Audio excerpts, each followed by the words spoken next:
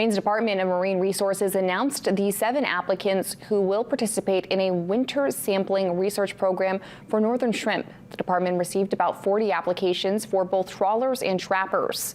Adam Gamage and Andrew House of South Bristol and William McLean of Pemaquid have been approved for trapping. Justin Libby of Port Clyde, David Ozer and Daniel Hammond, the second of South Bristol, and Robert Terrill, the second of Portland, have been approved for trawling. The research program comes after more than a decade of concerns about low shrimp population levels. Applicants were chosen after a board-reviewed experience, the desired region of fishing, and if the applicant's boat has advanced electronics to help collect data. The program will run from February to March.